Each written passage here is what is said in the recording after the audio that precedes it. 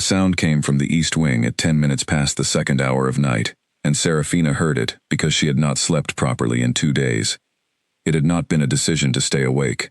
Her body had simply refused to settle, the way water refuses to settle when something is moving beneath it.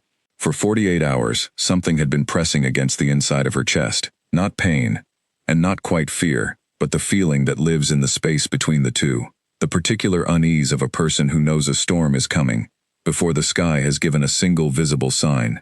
She had moved through her duties with the steady competence that people expected from her after 4 years. She had spoken when she needed to speak, and been quiet when she did not, and no one in the Iron Blood Fortress had noticed anything different about her. She was sitting at her desk in the healer's quarters, a lamp burning at her elbow and a patient record open in front of her, when the sound traveled through the stone and reached her. Boots on the floor. Many pairs. Moving with a speed that had intent behind it, the kind of speed that is not quite a run, but has urgency pressing it forward. She set the record down, and sat completely still for 3 seconds. Then she stood, put on her gray healer's robe, picked up her satchel, and stepped into the corridor. The hallway outside was quiet and dim. The lanterns had been lowered to their nighttime setting, burning just enough to navigate by. The stone floor was cold even through the soles of her shoes, and the air had the deep winter chill that settled into the Iron Blood Fortress every year around this time, and did not fully lift until spring. She stood in the corridor and listened, and the sound of boots from the east wing was already gone, which told her that whatever the movement had been aimed at, it had reached its destination. She walked toward it anyway. The east wing of the Iron Blood Fortress contained the throne room, the Elder Council chambers, the ceremonial Great Hall, and 4 formal meeting rooms used for pack leadership gatherings. On an ordinary night, the east wing was staffed by 2 guards at the main entrance, one stationed outside the throne room, and whoever happened to be working the late administrative rotation. It was a quiet wing by design, positioned away from the noisier central sections of the building, accessible only through the main corridor entrance, or the narrow servants' connection passage that ran behind the inner wall. Tonight was not an ordinary night. Tonight was the winter solstice conclave, and Serafina had known it was coming for weeks. It was the most significant ceremony in the Iron Blood tradition, held once each year on the longest night of winter. Every pack elder was required to attend. The senior generals were expected. The full ceremonial guard was deployed around the Great Hall, and at the center of it all, the Alpha King stood before his people and performed the one act of formal submission that the old tradition required of him. He removed the crown of iron blood from his head and held it raised above him for 60 seconds, acknowledging in the presence of his full council that his power existed in service of the pack. The crown was returned immediately after. It had been returned immediately after for generations. Serafina had heard the opening bells ring at the first hour past midnight. 3 low strikes that traveled through the fortress walls with the particular resonance of sounds that have been heard in the same place for generations. She had been listening for the closing bells ever since. They had not come. She moved through the central servants' corridor at her usual night rounds pace. She passed Oliver at the south stairwell, and they exchanged the brief nods of people who had been seeing each other in the same corridor, at the same hours for months. She turned the corner that gave her a line of sight to the east wing entrance, and registered what she saw there, in a single quiet glance without breaking her stride. 2 soldiers at the door, not the regular guards. She knew the regular guards by name and face and rotation. She had spent 4 years learning them the way a person learns a map they intend to rely on. These 2 men were not on any rotation she knew. Their armor was the right color but the wrong construction, with a heavier chest piece and a different buckle configuration that was not part of the Iron Blood Guard standard. They stood with the particular stillness of men holding a position by order, not men performing a routine. She walked past them without hesitation and let herself into the medical supply room with her key. Inside, in the dark, she left the door open by the width of 2 fingers and listened to the east wing corridor through the gap. She heard fragments of sentences. She heard secured, and the council chambers are sealed, and no movement until morning. Then she heard a voice say, more clearly than the others, "Tell Kane the corridor is ready. He can bring it out now." The east wing door opened. Through the gap in the supply room doorway, she saw the corridor, and through it, she saw Kane Voss, walking toward her, with the deliberate stride of a man who has waited for something for a very long time, and is now moving through the first moments of having it. 4 armed men walked with him. He was carrying something in both hands, cradling it with a reverence that looked entirely wrong in its context. The reverence of a person holding something they had no right to touch. The crown of iron blood.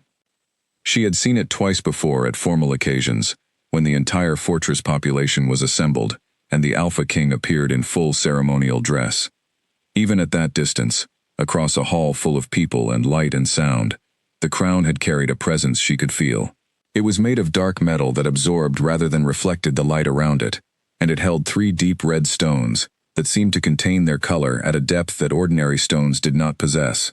It was not beautiful in any conventional way. It was significant, the way that very old and very important things are significant, in a way that bypassed the eyes and went directly to some older part of the mind. Seeing it in Kane's hands produced in her a cold so complete, it felt physical.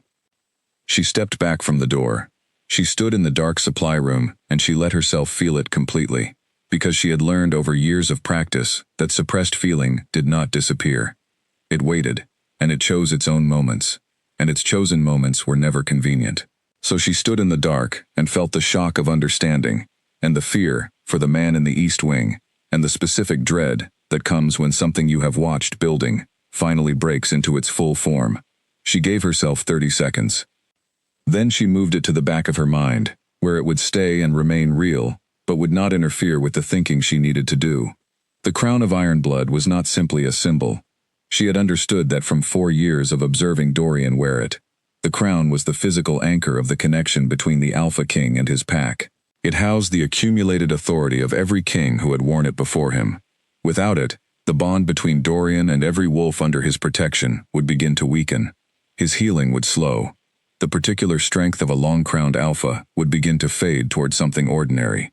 He would not collapse immediately, but he would diminish. And in a world built around the precise calibration of strength, to diminish was to become vulnerable, in ways that a man like Kane would know exactly how to use.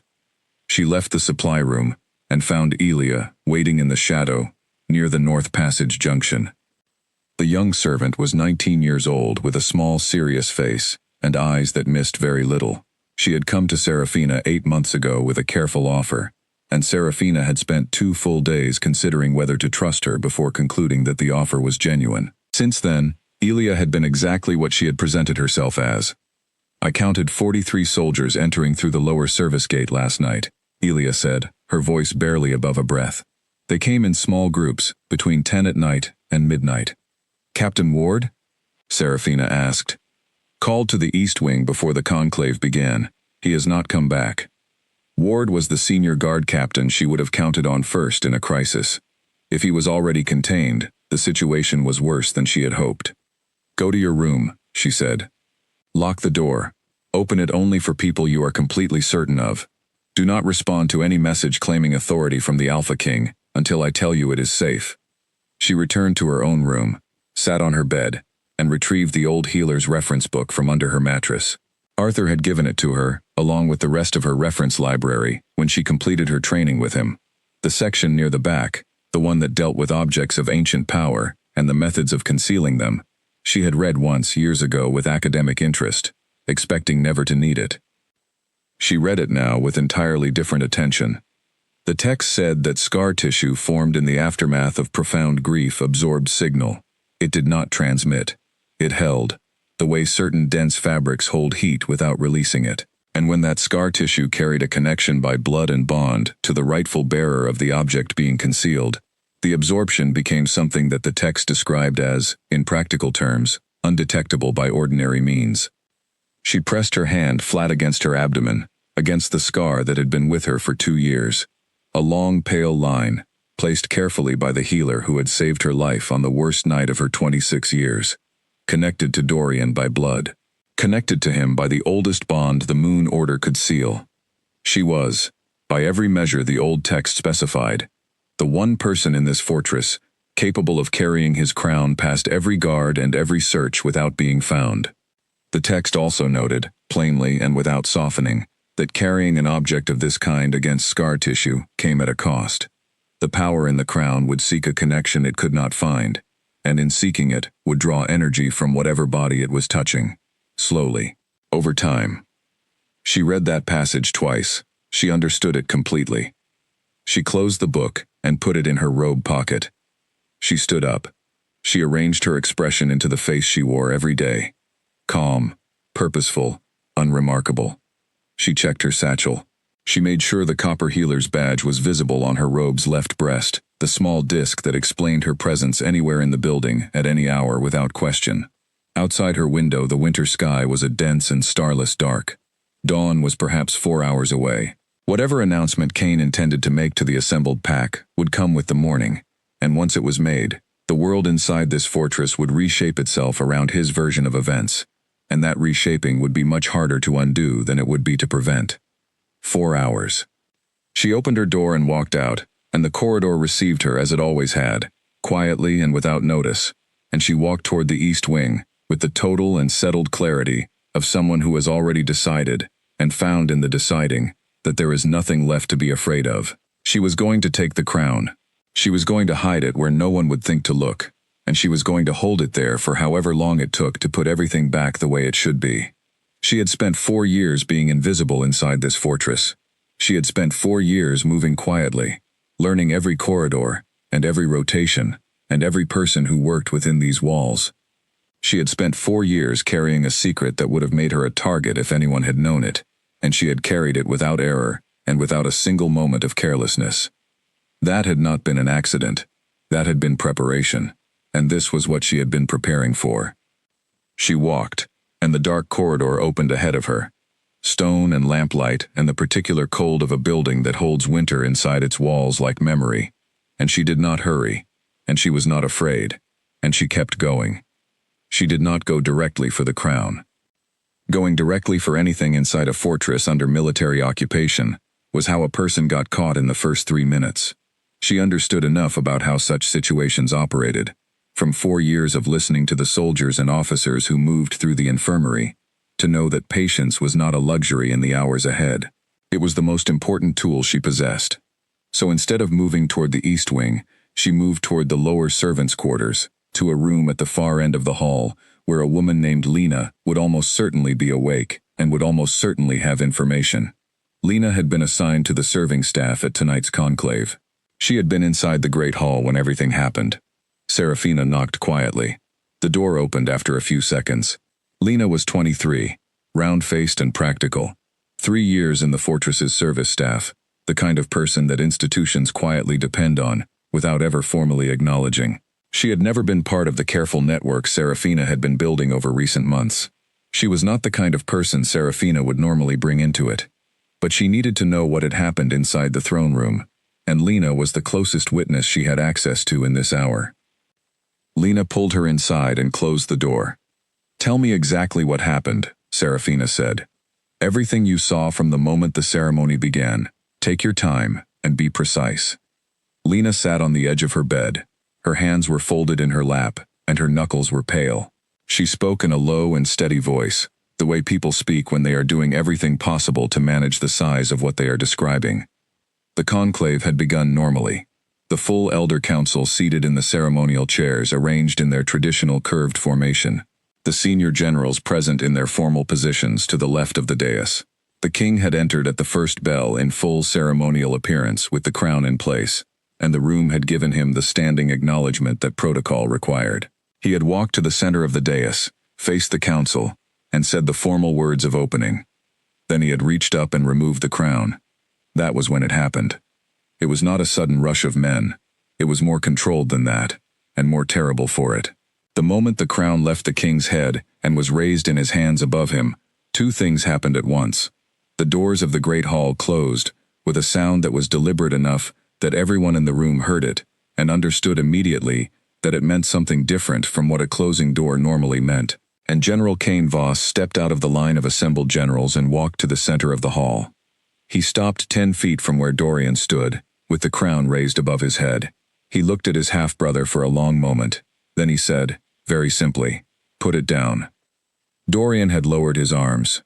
He had not put the crown down. He had looked at Kane, then at the closed doors, then at the men who had appeared inside the hall, 30 of them at minimum, already positioned, already armored, already waiting, with the specific readiness of people who had been told exactly where to stand and when. He had done the arithmetic of the situation in what appeared to be about 3 seconds. Then he had said something directed at the elder council. Lena could not hear it from where she stood, but it was clearly addressed to them and not to Kane.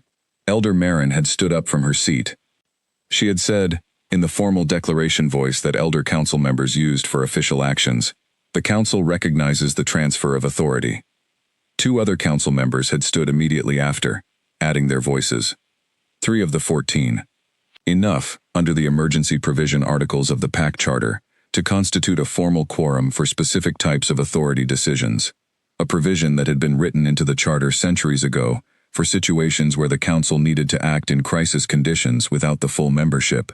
A provision that Serafina had not previously given much thought to. She was giving it considerable thought now. Dorian had fought. Lena was clear about this, and her voice changed slightly when she said it, with the quality of someone describing something they found both terrible and important. He had not simply stood and accepted what was coming. He had moved fast, despite the crown's absence, and had been formidable, because 12 years of wearing the crown had built into his body a foundation of strength and reflexes that did not disappear the moment the metal left his head. He had put 2 of Kane's soldiers down in the first 30 seconds and had nearly reached the side passage door before the sheer number of bodies against him became something that individual strength could not overcome, regardless of how it was applied. They had used restraints and numbers and the specific suppressant materials designed for exactly this purpose. When it was over, he was on the floor, with his arms secured, and the crown was in Kane's hands, and Lena said the room had a silence she would never be able to fully describe to anyone who had not been in it. Commander Holt had addressed the assembled generals and council members from the doorway. He told them they had a choice, and the choice was simple. Those who pledged loyalty to the new administrative authority immediately would be treated as partners in the transition. Those who did not would be treated as obstacles to the transition. He said this word in a way that made its full meaning available, without requiring him to be specific about it. 3 generals had refused immediately. All 3 were contained within the next few minutes. 4 others pledged without visible conflict. The remaining 2 looked at each other for a long moment before making their choices, and both of them chose Kane's side, though Lena said their faces had the look of men choosing between 2 bad options, rather than between a good one and a bad one.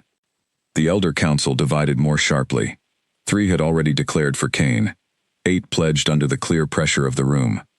Elder Griggs and Elder Crane refused, and were removed, along with the 3 dissenting generals. Then the hall had been cleared. The serving staff were escorted to the north section of the fortress, their belongings searched, their rooms checked.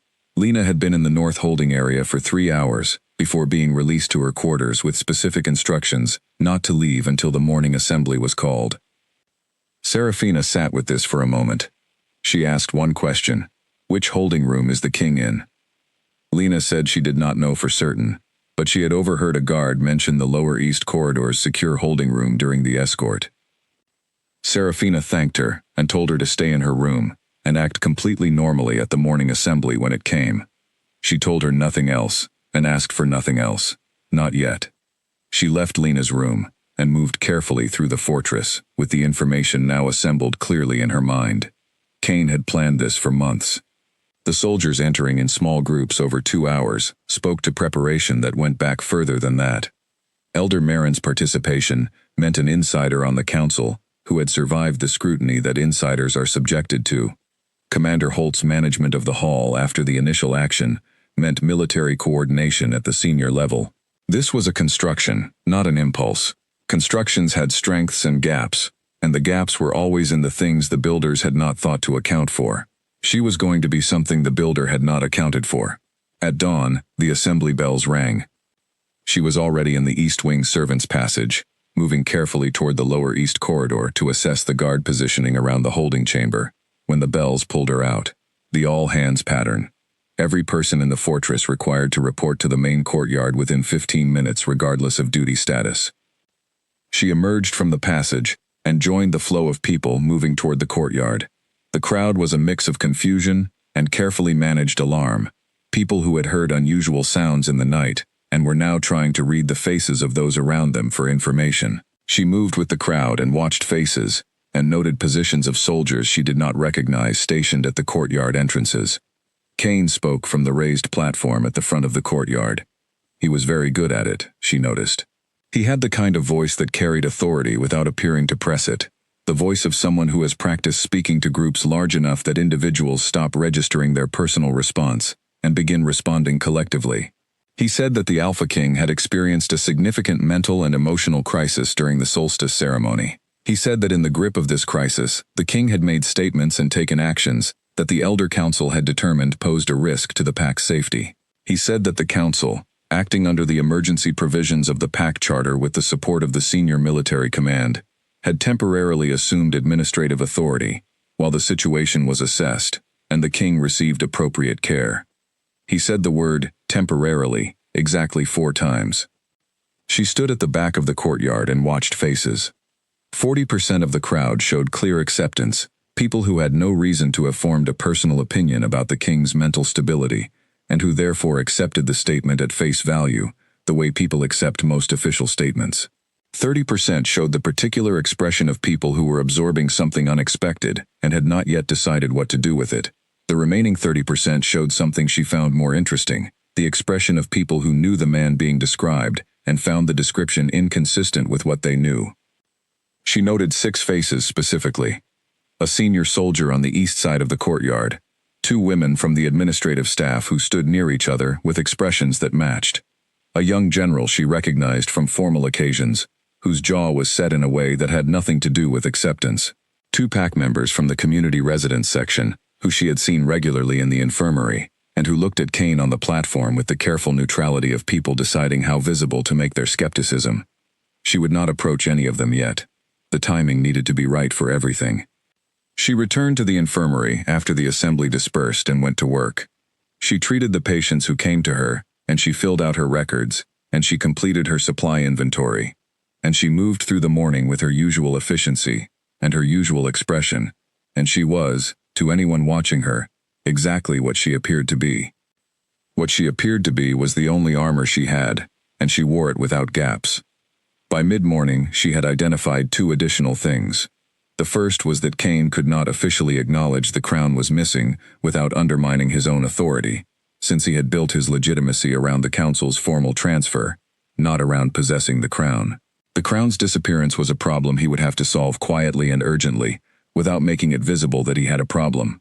The second was that the guard positioning around the holding chamber had a specific and exploitable gap in its rotation pattern, one that she had begun to identify the previous night, and that she now had enough additional observation to be confident about. She was going to need 6 days to confirm the gap completely. She was going to need several more days after that to prepare what the old text required. And she was going to need something she had been carrying for 2 years, and had never expected to need for anything, other than the sad private purpose it already served. She went back to the infirmary and picked up the next patient's file. She had 6 days before she went for the crown. She was going to use every one of them well. She had been 11 weeks into the pregnancy when the blade found her. She was not thinking about this now, because she wanted to. She was thinking about it because she was crouched behind a storage crate in the lower servants' corridor, waiting for the guard rotation at the East Wing's holding chamber to enter the window she had spent 6 days mapping, and the waiting had opened a space in her thoughts that the memory knew how to fill. So she let it. She had learned a long time ago that fighting a memory that was determined to surface only gave it more force. It had been a market day in the settlement outside the fortress walls. She went there twice a month for specific herbs that the fortress's own stores did not carry regularly, things the pack healer preferred fresh over dried, things that grew better in the open-air stalls. She had been doing this for 2 years, and it had become as unremarkable as any other repeated task. The blade came from behind. She felt it more than she saw it, a sharp, focused pressure in her lower abdomen that drove the air from her body and sent her to her knees before she had fully understood what was happening. Someone caught her on the way down, steadying her weight, keeping her from falling too visibly. This was how she understood in those first seconds that this was not random. The person who had put the blade in was the same person now catching her, managing her descent, turning what was happening into something that looked, from a distance, like a woman suddenly taken ill. She had understood, even then, that she was not meant to die. If she were meant to die, the process would already be moving faster than this. The The blade had been placed with specific knowledge of where to put it and where not to put it. It had been placed by someone who understood bodies and their mechanisms, someone who was using that understanding to cause maximum damage to a specific target, while leaving the surrounding structure functional enough to survive. The target was not her life. The target was what she had been carrying inside her for 11 weeks. She did not know who gave the instruction. She had never found out with certainty. She had thought about it over the 2 years since, turning the available information over in her mind, the way a person turns a stone to look at all its surfaces, and she had arrived at conclusions she considered probable, without having evidence that was definitive. Someone had learned about the bond between her and Dorian. Someone had wanted to use her loss as a message, without wanting to create the larger problem that her death would produce. The attack was too precise, and too contained to be anything other than a message, and messages implied a sender who wanted to continue the conversation. She had been carried back to the fortress by 2 market workers, who had seen her collapse, and responded with the ordinary human instinct to help someone in distress. She had managed, through a focus that she was still faintly proud of when she thought about it, to give them the fortress name, and say she was a healer's assistant, which was enough to get her through the gates and into the infirmary before she lost the ability to manage anything at all. Arthur had been there. He was old, the pack's senior healer, 30 years at the fortress, with the specific and unperformative calm that very experienced practitioners developed, the kind of calm that was not a posture, but a genuine quality, settled in the way that deep water is settled. He had assessed her in the first few seconds, and his face had done a small and precise thing, a brief tightening around the eyes that she recognized as the expression of someone processing an unexpected piece of information and reorganizing their approach around it. He did not ask her about the pregnancy. He simply incorporated the knowledge of it into what he was doing, which told her that he had known about it before tonight, and she filed this away and did not address it because there were more immediate things happening. The surgery had been difficult. She had been awake for more of it than she was supposed to be. The preparations Arthur gave her had not fully taken hold because her body was fighting so hard against everything happening to it that the sedation could not get a proper footing. She had experienced the surgery in a muted and distant way, like something happening through very thick glass, and she had focused on a fixed point on the ceiling and breathed in the rhythm that Arthur's assistant counted out for her, and she had stayed in herself through all of it. She had known the child was gone before Arthur told her. She had felt it the way you feel a fire go out in a room, not a dramatic event, not a loud one, just a quality of warmth that had been present and then was not, a specific absence that was different from ordinary absence, because ordinary absence is neutral, and this was not. Arthur told her in the recovery hour, when she was stable and coherent. He told her in the direct way he used for all difficult information, because he believed, and she agreed, that the softening of difficult information did not make it easier, it only made it longer. He told her she would recover fully. He told her about the surgical repair and how it had gone. He told her about the scar and how it would heal over time. He did not say anything about what had caused the wound. In 30 years of healing inside pack politics, he had developed the instinct to treat what was in front of him and leave the context to the person who had lived it. She had not told Dorian that night. She had sent him a message through the indirect channel they had established for exactly this kind of situation, and the message said only that she was in the infirmary and was stable, and that he should not come immediately. She knew he would come anyway. She sent the message because she wanted him to have the 30 minutes of walking to the infirmary to begin understanding that something serious had happened before he arrived to see her face. He arrived in 34 minutes. She had already planned, with the very precise part of her mind that kept working, even through things that should have stopped it, how to manage the next hour. She had thought about what he would see when he walked in, and what he would understand immediately from what he saw, and what she needed him to understand, and what she needed him not to show, and she had arranged herself in the room accordingly. When he came through the door and looked at her, and then looked at Arthur, and then looked at the room, and his face went through the thing it went through, she had been ready for it, which did not make it smaller, but made it something she could stay present for, rather than something that pulled her out of herself. He had sat beside her bed, and taken her hand and said nothing. That had been the right thing. She had known it was the right thing, from the specific quality of the silence he offered, which was not the silence of someone who had nothing to say, but the silence of someone who understood that there was nothing to say that would be more true than simply staying beside her, and she knew the difference between those two silences, with a precision that she had earned over 3 years of knowing him well. They had not spoken about it as a shared loss until 3 days later, when she was strong enough to sit up, and he came during the hour when Arthur always worked in the lower level on patient reviews. They had talked about it the way two people talk about something that has permanently changed the landscape between them, not with explanations or comfort, but with the slow and careful honesty of acknowledging what had happened and letting it be real. She had told him about the attack only after he had sat with the loss itself for a full day. He needed to know.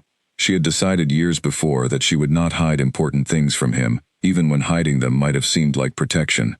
She told him what she remembered, and he listened without interrupting. And when she finished, he was quiet for a long time, and then he said, "I am going to find out who sent that instruction." She said, "Yes, but not before I am better, and not in a way that draws attention to why you are looking." He agreed to both conditions, and she believed him, and to her knowledge, he kept them. She had never told him what the recovery actually cost, not the physical recovery, which had gone well by any measurable standard, the other kind. The kind that did not have a measurable standard and did not proceed according to any schedule. That happened in irregular increments over long months, and that was still, 2 years later, not entirely finished. She had carried it the way she carried most difficult things, inward and private, not denying it, but not displaying it either, keeping it in the part of herself that was hers alone. Now, in the shadow of the storage crate in the lower corridor, she thought about all of this with a steadiness that she found, in some distant part of her awareness, slightly surprising. She thought about the scar that she had been carrying for 2 years, the scar that was about to become the most consequential thing in the Iron Blood Pack's history. She thought about the fact that the worst night of her life had left a mark in her body that happened to be exactly the right mark, in exactly the right place, with exactly the right properties for what was required of her now. She did not believe, as a general principle, that the universe arranged things with intention. She was a healer. She believed in the body's systems, and their observable functions, and the interventions that supported them. But crouched here in the cold, waiting for the guard pattern to open the window she needed, she thought, if the worst things that happen to us build something in us that nothing else can build, perhaps this is what that looks like. Perhaps the thing she had been given by the worst night of her life was the one thing that made tonight possible. She held that thought for exactly the time it took the footsteps on the other side of the wall to resolve into the pattern she had been waiting for. Then she let the thought go, and she stood up, and she stepped out of the shadow, and she walked toward the holding chamber with the complete focus of a person who has been waiting for a specific moment, and whose moment has arrived. The holding chamber door was 12 feet from the end of the lower east corridor, and it looked like every other door in the lower east corridor, which was entirely the point. She had known about this room for 3 years. It was formally designated as secure evidence storage for PAC investigations, the space where objects of interest in legal or disciplinary proceedings were kept during review. She had been inside it twice with Arthur during medical assessments of materials submitted as evidence in PAC health complaints. It was a plain room, reinforced stone, with a single central table, a wall-mounted lockbox for smaller items, and a ventilation slot high on the outer wall, too narrow for anything larger than a folded document to pass through. The lock was a standard Iron Blood facility lock, the model installed across the building's administrative and storage areas during the renovation 12 years before. Medical staff held override keys for emergencies, because emergencies sometimes required rapid access to sealed areas, and the override key covered most of the facility's standard locks. She had been carrying hers on her keyring for 4 years. She had spent 6 days learning the guard pattern at the holding chamber. She had done this not by watching the corridor directly, which would have drawn attention, but by timing footsteps through the wall of the servants' connection passage that ran behind the corridor, by cross-referencing those times with rotation schedules she had learned across 4 years of moving through this building, and by 3 careful observations made while passing the corridor end on legitimate errands that gave her natural reasons to be in that part of the building. 2 guards at the chamber door, 3-hour rotations with an overlap period during shift changes. The incoming guard arrived before the outgoing guard completed his formal handoff. The handoff conversation was consistent in duration, approximately 8 to 10 minutes. During that conversation, both men faced each other rather than the door, standing 3 feet from the chamber and focused on the exchange of operational information. She did not need 8 minutes. She needed 3. She moved through the lower east servants' passage, the narrow route behind the inner wall, navigating by feel and memory. The passage had no light between access points, and she moved through the dark with one hand trailing the stone wall, and her feet placed carefully on a floor she had walked enough times to know where its uneven stones were. She heard the shift change begin through the wall. 2 voices. Low and professional. The specific cadence of men exchanging the brief operational notes that formed the routine of every guard transition in this building. She stopped walking and pressed her back against the wall and counted seconds with the internal rhythm she had built over years of timing things that needed precision. She counted to 90. The voices were still going. This was what she needed. She stepped out of the access point and into the main corridor. The 2 guards were 5 feet from the chamber door, facing each other, in mid-conversation. Their bodies were angled away from the door. She moved along the corridor's far wall, at the same deliberate pace she used for every task in this building, and she reached the door, and inserted the override key in a single smooth motion, and it turned with the precise click of a well-maintained lock, doing exactly what it was built to do. She stepped inside and pulled the door nearly closed behind her, leaving it open by a half-inch, so she could hear the corridor without the sound of the latch engaging. The room was exactly as she remembered it. Stone walls. A single lamp on the wall bracket, giving the room a steady, dim illumination. The central table, the wall-mounted lockbox. The crown of ironblood was on the table. No container. No covering. Sitting on the plain surface, as though whoever had placed it there had wanted to look at it, or had wanted the option of looking at it whenever they wished, which she supposed was probably true. She stopped 3 feet from it and looked at it. It was larger than it appeared from across a great hall. The metal was a dark brownish black, and its surface had the quality of something very old and very dense. Nothing polished about it, nothing decorative, just the honest surface of a thing that had been through too much to bother with appearance. The 3 red stones caught the lamp's light in a way that made it look as though the light came from inside them, rather than off them. And there was a presence, a quality she could only describe as weight, that extended beyond the physical object. A gravity she felt in her chest, and the base of her spine, even from 3 feet away. She reached out and picked it up. The heat was immediate, not painful. Something between warmth and a low electrical current, a sensation that traveled from her palms up through her wrists and along her arms, before settling into a general awareness that pulsed with the steadiness of a heartbeat that was not hers. The crown was responding to the contact. It did not know what to make of her. She was not its bearer. She was not alpha-blooded. What she felt was not acceptance, but it was not refusal either. It was something she could only describe as bewildered recognition, the way a person responds to meeting someone who is connected to someone they know, whose specific connection they cannot place. She thought of Dorian. She thought of him clearly and specifically, his face and the expression he wore when he was watching her and trying to be subtle about it.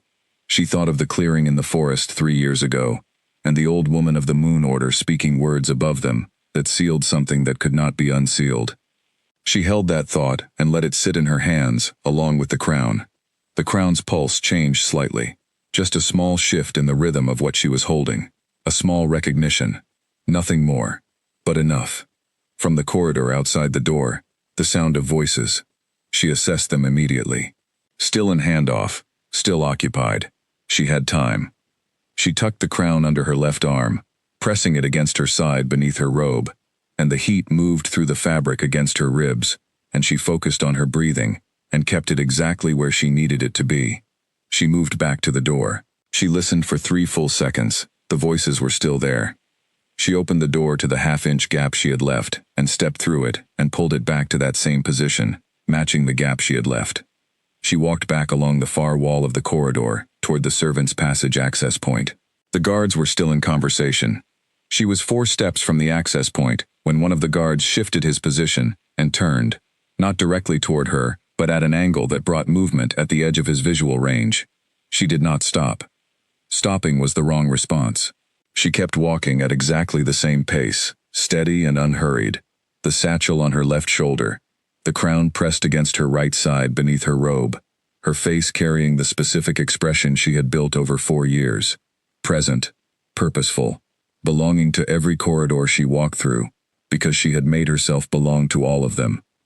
She reached the access point, She stepped into the passage. She moved into the dark. She counted to 30 before she exhaled.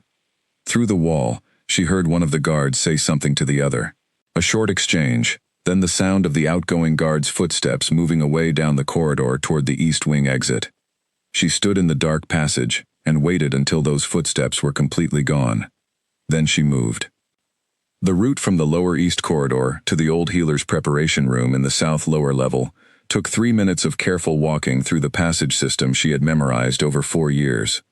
She moved without a lamp, navigating by the faint light that came through ventilation slots at corridor junctions, her feet finding the floor with the certainty of long familiarity. The crown under her arm was a constant presence, the warmth of it, the weight of it, the pulse that was not hers, rhythmic and seeking, pressing its energy into the barrier of her robe and her arm, and the space between them, and finding nowhere to go with it. She was aware of it completely, in the specific and total way that a person is aware of something that is simultaneously very ordinary and completely extraordinary. She reached the south lower level. The old preparation room was unlocked, as it always was.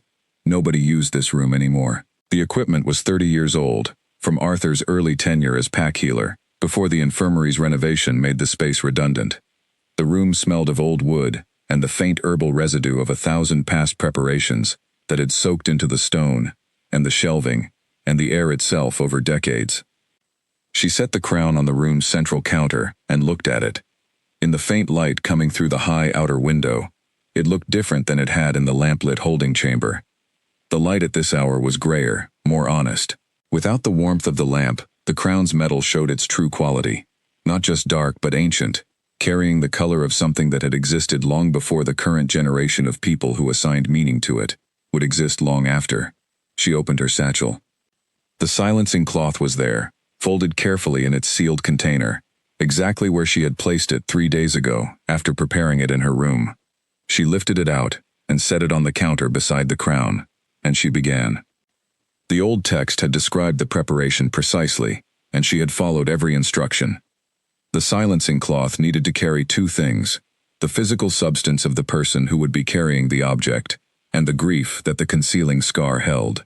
The word the text used was saturate, and it used it without apology, because the writers of that text had been practical people who understood that imprecise language in this area produced imprecise results.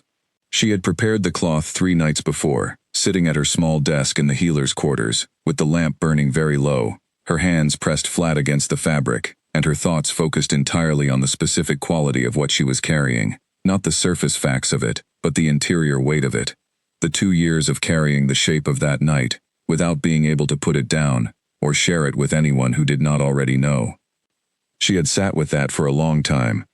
Then she had sealed the cloth in a small container, and placed it in her satchel, and carried it every day since, waiting for the night that the guard pattern opened the right window.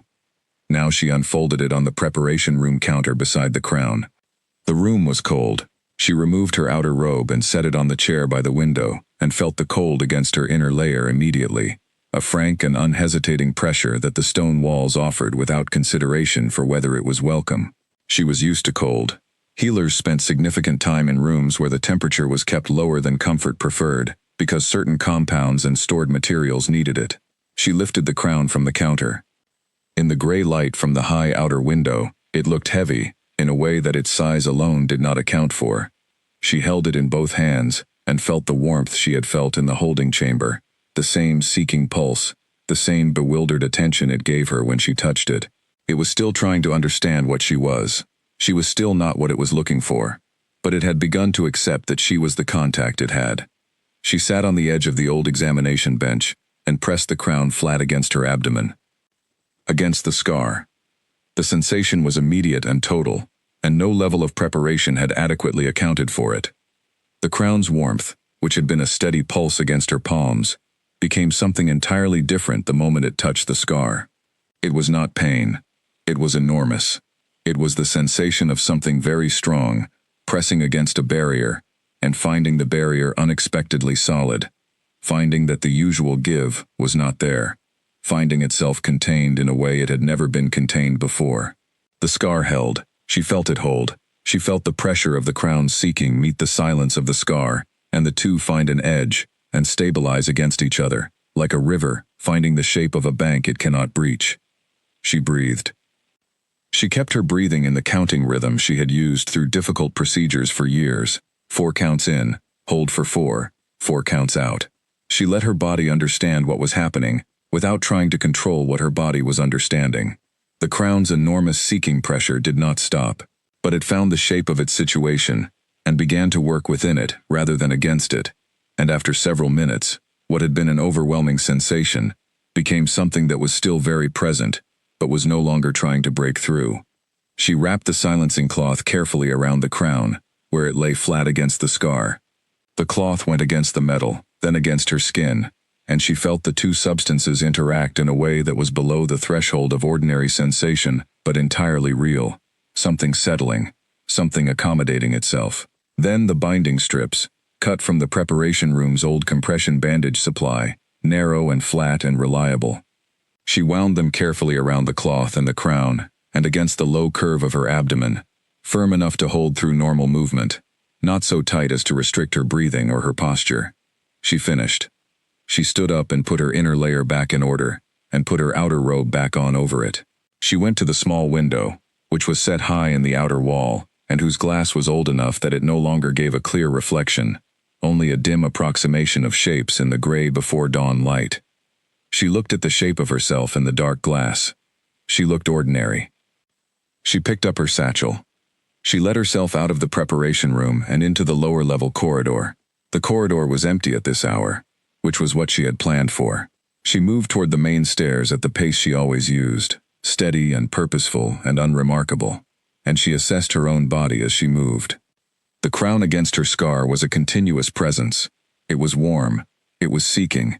The warmth moved through the cloth and the binding, and the scar's silence, and reached her skin, in a muted and modified form, present but contained, like a sound heard through thick stone. She could feel the pulse of it with each step she took. She had the particular awareness of someone carrying something precious and dangerous, and knowing, with a focus that required active maintenance, that the most important thing was to carry it with the same quality of movement she used when carrying nothing at all. She carried it the same way. She kept her steps even. She kept her shoulders level. She kept her face arranged in the expression of a woman going about her work. The first test came at the south stairwell landing, where Fletcher had replaced Oliver on the overnight rotation. Fletcher was efficient and impersonal, and paid close attention to the things he had been told to pay close attention to.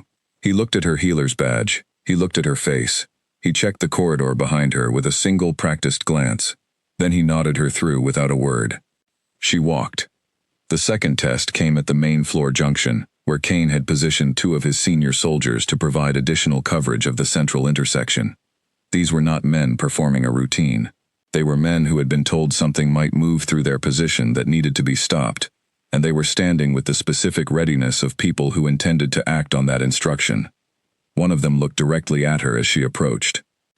She met his general direction with the unhurried gaze of someone who had every right to be walking through this space, and was not concerned about being looked at, because people who have nothing to hide are not concerned about being looked at. She had her badge. She had her satchel. She had 4 years of earning the right to walk through every corridor of this building, without anyone finding her presence remarkable. He stepped marginally to the side, the small motion of a guard acknowledging passage rather than blocking it. She walked through the junction. She heard nothing behind her. She did not look back. Her room was in the healer's residential section, at the end of 2 more corridors. She reached it, opened the door, went inside, and closed it behind her. She sat on the edge of her bed. The shaking came then, as she had known it would. The body always had a delayed response to extended periods of controlled fear, the shake that arrived after the performance rather than during it, when the muscles that had been held rigid could finally release. She sat on the bed and let her hands shake for exactly 1 minute, counting it deliberately, and then she breathed with intention, and the shaking slowed and stopped. She sat for another 30 seconds. In the quiet of her room, with nothing requiring her attention for this brief interval, she became fully aware of the crown against her scar. It had settled into something that was almost quiet, an accommodation between the seeking energy of the metal and the absorbing stillness of the scar. She could feel it clearly. She thought she would always be able to feel it. for however long she carried it. But it was no longer the enormous pressing force of the first contact. It had found the shape of its situation and was existing within it. She pressed her palm against the outside of her robe, over the place where the crown rested. She thought of Dorian in his holding room, without the crown, another morning beginning without it. The slow erosion she knew was happening to him. She thought of him not knowing that the thing he needed was somewhere nearby, and he would have to keep not knowing for whatever time remained before the pieces were in place to change everything. She removed her hand from her robe. She went to the washstand and washed her face and hands with cold water from the pitcher, because clean hands and a clean face were what she presented to the world every morning, and she was not going to stop doing that now. She went to her desk and opened the patient records she had not finished reviewing. She picked up her pen. She had work to do. She was going to do it with the same quality she brought to all her work, completely and without visible distraction, because doing her work with complete quality was what had made her invisible in this fortress for 4 years, and she needed to be invisible for a while longer. She needed everyone around her to see the same person they had always seen. The morning light was beginning to grow at the edge of her window. The fortress was waking up. Somewhere to the east, in a room she knew the location of now, a man who had been without his crown for 7 days was beginning another day of diminishment that was going to end the moment she could reach him. She turned the page of the patient record and began to read. Cain Voss discovered the crown was missing at the 3rd hour after dawn, and Serafina knew this because she heard the sound of it from the infirmary through 2 walls and a corridor. It was not a loud sound. It was very controlled. That was what identified it as significant. The sound of organized authority encountering an unexpected problem does not express itself through volume. It expresses itself through the particular quality of compressed urgency, sharp orders given in a voice that is being held in check by considerable effort, the way a hand presses down on a wound to stop bleeding. She heard that quality in the orders coming from the east wing at the 3rd hour after dawn, and she continued changing the dressings on the kitchen worker's arm, without any change in her pace or her expression. And when the kitchen worker mentioned that everyone seemed agitated this morning, she agreed that it had been an unsettled few days for the fortress, and asked him to move his arm a little to the left. The search began within the hour. It came to the infirmary at mid-morning. 2 of Cain's soldiers, methodical, searching the storage cabinets and supply drawers and preparation area and back rooms. She assisted them by showing which keys opened which cabinets and standing clear while they checked the things that clearly could not contain a crown of that size. They were polite and thorough. They found nothing. They left without further conversation. Her own room was searched in her absence, as she discovered when she returned that evening and registered the small but specific changes to the arrangement of her desk and the position of the blanket fold that told her someone had checked carefully under her mattress. They had been thorough. They had found the belongings of a healer's assistant and nothing else, because that was all that was there. The fortress ran tightly wound for the next 2 days. She could feel it in the atmosphere the way she could feel pressure changes before weather shifted, an invisible but real quality of tension that existed in the pauses between conversations, in the way guards who did not know each other checked each other's faces when they passed in corridors, in the particular silence of people moving through a building that had more eyes in it than usual. On the morning of the 3rd day after the crown's disappearance, Mira arrived. Serafina learned about her through Elia, who had overheard a conversation between 2 of Cain's officers while moving through the east corridor on a legitimate assignment. The name Mira, in that conversation, was accompanied by the phrases, "the best tracker in the Northern Territories," and "she will find what ordinary noses cannot," and those 2 phrases told her everything she needed to know about what the next phase of the search was going to look like, and why it posed a different order of threat than soldiers checking cabinets. She spent the night before Mira's arrival in her room, sitting very still, going through the logic of the scar's properties one more time, with the specific focus she brought to any assessment where the stakes were high. She checked the text's claims against everything she knew about tracking ability and scent detection, and the properties of grief-formed scar tissue. She found no gap in the reasoning. Either the protection worked as the old text described it, or it did not, and she would know which one was true within the first minute of the tracker's presence near her. The next morning she went to the infirmary and did her work. Mira arrived at mid-morning. The description that had assembled itself through Elia's observations and Charlie's careful watching was specific. An elderly woman, very small, dressed in gray, with a cane, and white eyes that did not track the way sighted eyes track. She moved slowly, but with the quality of someone for whom slow movement was a choice rather than a limitation. Blind. A tracker who worked entirely through scent. She thought about this as she continued her work. A tracker who had refined one sense to extraordinary levels over a lifetime was in some ways more formidable than a tracker who used multiple senses at ordinary competence. The specific thing had been developed to a depth that compensation usually could not produce. She thought about this, and she continued her inventory, and she did not change her pace. She was examining a pack member's shoulder injury when she heard the footsteps in the corridor outside. 3 beats instead of 2. The rhythm of someone using a cane, moving slowly and with complete certainty about where they were going. She did not look up from the shoulder. She finished her assessment, gave her patient the information they needed, made the note in the record, and looked up naturally, as she would have looked up when the next task presented itself, which was approximately the same moment that Mira appeared in the infirmary doorway. She was smaller than the description had prepared her for. The top of her head would come to Serafina's collarbone. The gray clothing was simple and well made. The cane was wood, dark with use, and the hand that held it with the ease of something that had been part of the person's movement for a long time. The white eyes were the most arresting feature, not because they were frightening, but because they were the opposite of empty. They held a kind of concentrated awareness that sighted eyes almost never held, because sighted eyes had too much information coming through them to achieve that particular depth of focus. "This is a medical space," Serafina said, in the tone she used for anyone who appeared without identifying a purpose. "May I help you?" Mira did not answer immediately. She stood in the doorway, and her nostrils moved, one small precise inhalation, the way a musician draws breath before beginning to play. "I am looking through the building," Mira said. "I will not take long." "Of course," Serafina said. She set down her pen and moved back from the supply counter to give the room full access, the natural response of someone with nothing to guard and no reason to limit movement. Mira entered the infirmary. She moved through the space slowly and with total confidence, the cane tapping a soft rhythm on the stone floor. She covered the perimeter, moving along the wall-side cabinets and the preparation corner and the instrument storage area, pausing at specific points to breathe and then moving on. She was not searching for something hidden in a cabinet. She was reading the room as a whole, the accumulated presence of everything and everyone who had been in it, filtering it with a sense that had been honed over decades to find specific signals in accumulated noise. She paused at the supply counter for longer than anywhere else. Then she moved toward Serafina. The 30 seconds that followed were the longest continuous period of managed calm Serafina had experienced since the night she saw Kane walking out of the East Wing with the crown in his hands. Mira stopped 2 feet away.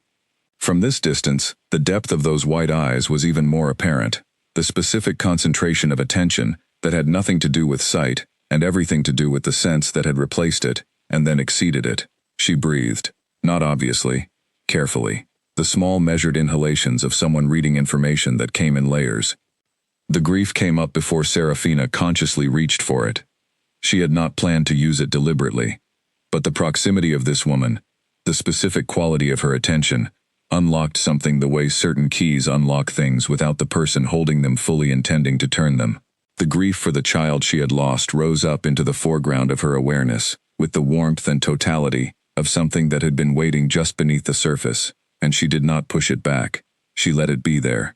She let it fill the space around her, the way it filled space when she was not keeping it at the back of her thoughts, quietly and completely, and without drama, with the specific quality of something that had been carried by someone accustomed to carrying it.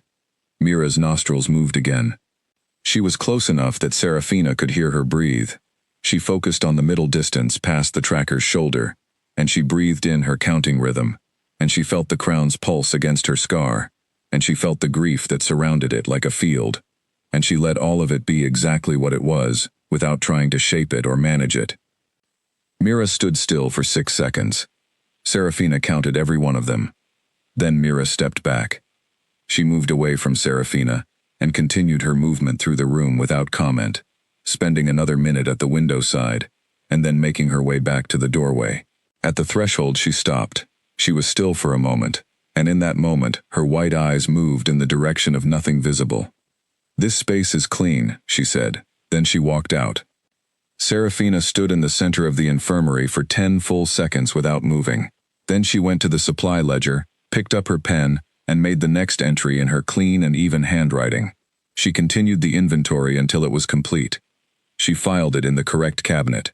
She did all of this with hands that were entirely steady, which she considered one of the most significant things she had ever asked her body to do, and which her body had delivered without hesitation. Late that night, Elia brought her a piece of news she had received from Charlie, who had been passing through the east corridor when it was spoken. Mira had said it to no one in particular, in the low voice of someone thinking aloud. "There is something in that woman, something I cannot enter.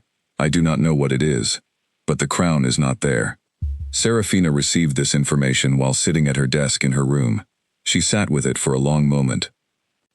Then she went to bed, and for the first time in more than a week she slept deeply and completely, and the sleep held no dreams she could remember in the morning.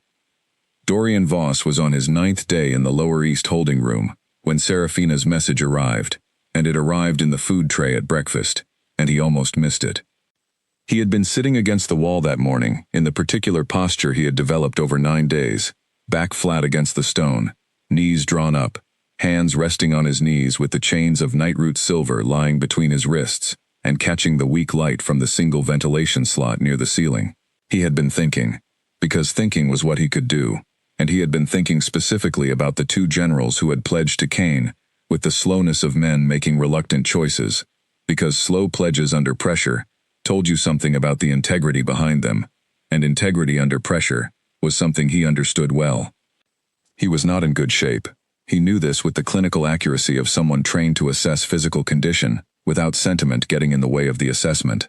9 days without the crown had taken what 9 days without the crown always took, which was more than it should have taken at this point in the process. The bond with the pack, that constant low presence at the edge of his awareness that he had stopped consciously registering years ago, precisely because it had become as ordinary as breathing, was gone. The accelerated healing was reduced to something approaching standard. The reserves of strength and stamina that the crown sustained across 12 years of consistent wearing were present but measurably diminished, like a fire being maintained on fuel that was running low. He was still himself. He was very clear about this. The crown sustained capacities that he had built over 12 years. It did not create the man who held them. That man, the one who had learned his pack's territories through personal movement across every part of them, who had sat through more decisions than he could count, and had tried to make each one with the information available, and the best judgment he could bring to it, who had earned the specific and concrete trust of the people he governed through 12 years of consistent behavior, rather than through the authority his crown conferred. That man was intact. He was sitting on a stone floor in nightroot silver chains in the lowest level of the East Wing, and that man was intact. Elder Griggs was in the corner nearest the door. He was 62, and had been on the Elder Council for 20 years. He had refused Cain's oath with a clarity that Dorian found, under the circumstances, more steadying than he would have expected. He had a small devotional text that had been in his jacket pocket when he was brought in, and he read it when the light from the ventilation slot was sufficient, and sat in a particular quality of stillness when it was not resignation, something more deliberate, the stillness of a man who has decided exactly how to use limited resources and is executing that decision. Captain Ward was in the opposite corner. He had been in the holding room longer than anyone, brought in before the conclave began, which told Dorian that Cain had assessed Ward as the most immediate threat to the operation's early phase, and had moved to neutralize him before the first step. Ward was a man who slept when sleep was available, and was fully functional when it was not, with no wasted states between those two. He had assessed the room's physical configuration within the first 2 hours of his arrival, and shared his findings concisely. He did not repeat himself. Felix and Owen, 2 guards from the fortress's internal rotation who had refused to stand down when Cain's people came through, sat together near the far wall and played quiet word games during the long hours when there was nothing else to occupy them, because they were young enough that sustained stillness without mental activity cost them more than it cost the older men in the room.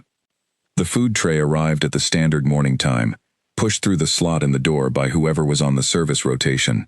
He had watched the tray carefully every day since the first morning, because you watched what came in through the one opening in a sealed room, and you noticed everything about it. On the 9th morning, The tray looked ordinary. Food, water container, standard. But beneath the water container, when he lifted it, was a small piece of cloth, folded into a rectangle the size of 2 joined fingers. He picked it up. He looked at it for a moment. Then he unfolded it and read it. The handwriting was hers. He knew her handwriting with the same certainty he knew his own. From 3 years of small and careful written exchanges passed through the indirect channel they maintained. From the notes she included with the occasional patient records she sent him when the records were relevant to pack governance. From the pages of the book she had given him 2 years ago that he still kept. The letters were exactly as she formed them, clean and small and slightly larger at the beginnings of words, even in line, precise without being rigid. "It is with me, I am well. Do not give them anything." He read it once. He read it a second time. Then he sat with it in his hands and he did not move. And in that stillness, something happened in him that he was not going to try to describe to anyone, and did not need to describe, because the only person he might have described it to already knew what the words on that cloth represented, and what it had cost her to be in a position to write them. She had the crown. She had done something that he would not have thought possible, and she had done it, and she was well enough to write to him about it, and she was telling him not to give anything away. She was telling him she had a plan. She was telling him that the only thing required of him was to hold. He looked across the room at Elder Griggs, who was watching him, with the careful attention of a man who has noticed a significant change in the expression of another man he respects, and is deciding what to make of it. Dorian said, quietly, "We are going to be fine." Griggs looked at him for a moment longer, with the assessing patience of someone who has been in positions like this before, and knows what a man looks like when he has received information that changes the shape of the world he is sitting in. Then the old man gave one small nod and returned to his stillness, and the nod had in it something that Dorian recognized as trust, the specific kind of trust that exists between people who have each demonstrated to the other that they do not say things they do not mean. He tore the cloth into the smallest pieces his fingers could produce. Then he swallowed every piece. This was not dramatic. It was simply what you did with a message that could not be found. He pressed his back against the cold stone wall and closed his eyes. He thought of her in this building. He thought of what it meant that she was carrying the crown against the scar she had worn for 2 years. What it meant in physical terms, because he had read the same section of that old book that he knew she had read, and he knew what carrying an object like the crown against scar tissue cost. He knew the exchange she had chosen, without being asked, without telling him, in the specific and total way that she made decisions about important things. He sat with this knowledge. He did not try to manage it. He let it move through him with the full force of what it was, which was something that would have taken him off his feet if he had been standing, and then he let it settle, the way strong things settle when you let them run their full course, instead of interrupting them. When it settled, he opened his eyes. His mind shifted from the soft interior space of what he was feeling into the specific and organized space of planning, because that was what the message required of him. She was holding the most important piece. She was managing everything on her side. His job was to be ready to use the window when it opened, and to be useful from inside a locked room in the meantime, and he was going to do both of those things with everything he had left. He began to think about Farron, the youngest of the senior generals, the one who had pledged with the slowness he had been thinking about before the message arrived. Farron was 31, and had earned his position through demonstrated capability, rather than seniority or connection, which meant his judgment was something he had tested and refined, rather than inherited, which meant his pledge under pressure was the pledge of someone who had weighed the available options and made a situational choice, rather than a principled one. Situational choices could be revisited when the situation changed. He began to think about what Serafina would need from him to show Farron that the situation had changed. He thought about Elder Crane, who had refused and been removed, and was somewhere else in the fortress. He thought about Ward's assessment of the room. He thought about the 14 days that a significant influx of foreign soldiers typically took to produce visible friction with the existing culture of a pack-governed military space. He thought, and he planned, and the chains on his wrists did not change what he was building in his mind, and the cold room did not change it, and the 9 days without the crown did not change it. He had been given confirmation that the most essential thing was safe and held by the one person in this fortress he trusted completely, and that was enough to work from. It was more than enough. 15 days passed, and the fortress changed in the way that buildings change when the authority inside them is not what it claims to be. It did not change loudly. Loud change was easy to manage. Kane's people were competent at managing loud things.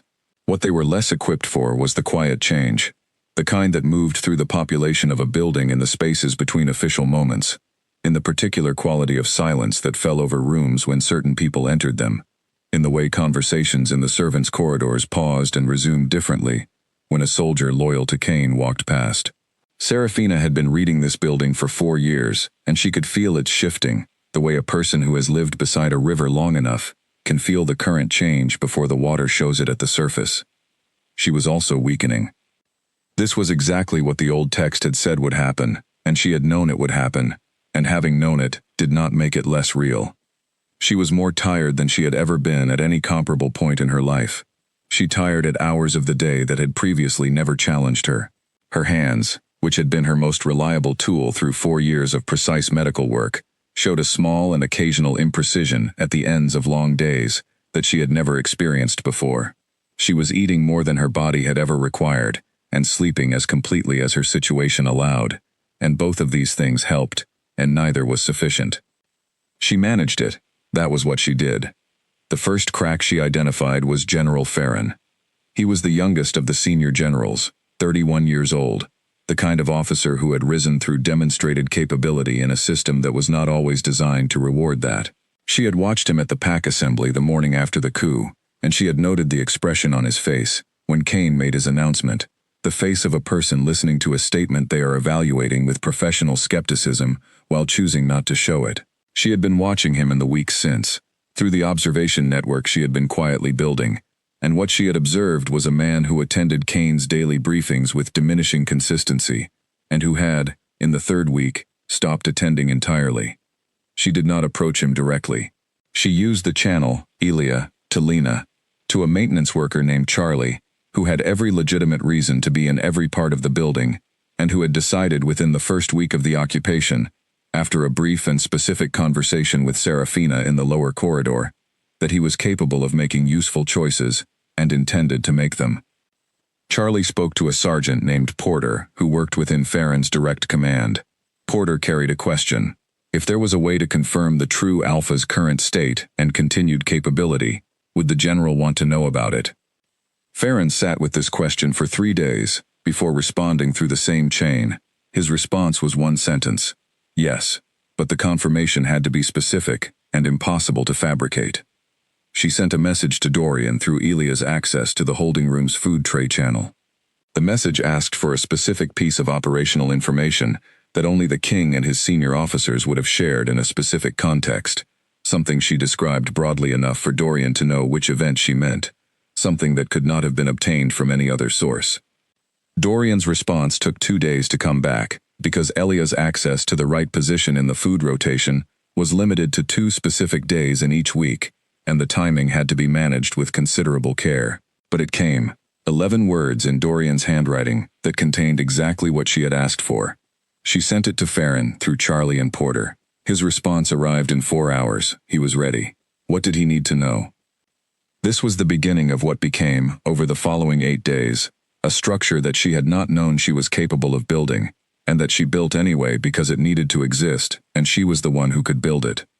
Farron quietly reorganized. He identified 12 soldiers across his command, who he assessed as pragmatic pledgers rather than genuine converts. Men who had made a situational choice, and could make a different one, if the situation required. He identified 4 officers in positions adjacent to his own, who he believed were reachable through careful conversation. He made contact with Elder Crane, who had been relocated from the holding cell to the north section of the building, apparently because Kane had calculated correctly that an imprisoned elder created more political problems than a merely silenced one. Elder Crane was not silenced. Ward's team was reached through a separate channel that Farron established and managed himself. Ward had been captured the night of the coup and was in the Lower East holding room with Dorian, which meant he was loyal and contained rather than compromised. This was important information. Farron confirmed it through a careful signal and noted it and began building around it. 3 servants who had quietly approached Lena in the 2nd week, asking what was happening and whether there was anything they could do that would matter, were integrated carefully into the peripheral network that handled information movement without being given more information than their specific function required. The two youngest of the pledging generals, the ones whose pledges she had watched and whose faces had told her something about the quality of the decision being made, continued to show the signs of men who had made a choice they were living with uneasily. She noted this, and passed it to Farron, and he assessed it against his own information, and agreed about one of them. Serafina built the map as each element confirmed itself. She kept the map in her head rather than on paper, because paper could be found and she had already demonstrated that what she kept in her head was not accessible to the best tracker in the Northern Territories. The map grew. It was not large enough for an open confrontation. It was precise enough for a specific and simultaneous operation against 3 specific targets. She was also, by the 15th day, visibly tired in a way that Lena could no longer attribute to ordinary fatigue. Lena came to her in the infirmary at the end of a long Wednesday afternoon with the expression of someone who has been building toward a question for several days and has decided the building has gone on long enough. "You need to tell me what is happening to you," she said. "Something is taking from you, and it has been taking longer than ordinary tiredness takes, and I am not going to pretend I do not see it." Serafina looked at her for a long moment. Then she said, "I am carrying something that costs me to carry. I cannot tell you what it is, and I cannot put it down. I need you to help me manage what shows, so that I can keep doing what I need to do for as long as I need to do it." Lena absorbed this with the straightforward pragmatism that characterized everything she did. She said, "What do you need?" She told her. "More food at more frequent intervals, not larger portions but smaller ones throughout the day, to keep the reserves from bottoming out between meals. Coverage for the parts of the infirmary work that required maximum fine precision on the days when her hands showed the small unreliability." A signal, agreed between them, that Lena would give if she observed Serafina's condition, crossing from managed into something that would begin to affect her judgment. Lena agreed to all of it without questions, and without making the conversation larger than it was, which was exactly why Serafina had trusted her with the partial truth. The loyalty oath assembly came without warning on the 17th day. The all-hands announcement came in the morning. Every pack member working or residing in the fortress was required to attend a formal assembly at the 3rd hour and speak a loyalty oath to the current administrative authority. Absence was not permitted. Formal refusal constituted a breach of pack conduct. She stood in the assembly with 300 people in the main courtyard and watched what happened with the specific attention she had been applying to everything in this building for the past 17 days. Approximately 60% of those present said the words of the oath when the prompt came. She counted and was confident in the number within a few percentage points of accuracy. The remaining 40% divided between those who said the words in the way that people say words they are producing without meaning, and those who did not say them at all. 15 people stood in complete silence. She memorized all 15 faces before the assembly was dismissed. Kane's composure at the assembly was intact, but it had a quality beneath it she had not seen before in his public appearances, a quality that she recognized from years of observing people who were managing a significant gap between what they were presenting and what they knew to be true. The gap was growing. The building knew it, in the particular way that a building's population knows things without being told them. She returned to the infirmary and worked the rest of the day. That evening, tired in a way that had become her new baseline, she sent Farron a date. 25 days. She needed 25 more days for the internal structure to be solid enough to hold under pressure, for Farron's reorganized forces to be fully coordinated, for the timing of 3 simultaneous operations to be calibrated precisely enough to leave minimum space for error. She needed the 25 days for another reason too, one she did not include in the message, which was that she was going to need to be stronger than she currently was when the time came to do what the final night required of her. She pressed her hand against the outside of her robe for a moment in the quiet of the empty infirmary. 25 days. She could do 25 days. She had done 17 already, and she was still standing, and still thinking clearly, and still doing her work well enough that no one around her knew anything was wrong. 25 more days was a number she could hold. She turned out the infirmary lamp and walked through the dark corridor to her room, moving at the same steady pace she had moved through every corridor of this building for 4 years. And she was tired, and the crown pulsed against her scar with its constant warmth, and she walked. On the 40th night, the operation began at the second hour past midnight, and Serafina was in position at the west corridor entrance to the throne room at 2 hours and 12 minutes, 3 minutes before the signal time she had given Farron. She had arrived early because she was not certain how much she had left in her body, and she wanted whatever margin she could get. The 40 days had taken what the text said they would take. She was thinner. The fatigue that had been manageable at day 15 and had been managed at day 25 was, at day 40, something that required active effort to stay ahead of. She had been eating what Lena put in front of her and sleeping as much as she could, and she had been doing both of those things with the same focused intention she brought to medical care, because she was a healer, and she knew that the body responded to what it was given, and she had given her body everything available. She was upright. She was thinking clearly. She was in position at 2 hours and 12 minutes, with her back against the corridor wall, and her hand flat against the outside of her robe, over the place where the crown rested against her scar. The building around her was not quiet. It was quiet in the ordinary night sense, the lamp-low and stone-cold sense that she knew thoroughly from 4 years of moving through it at late hours.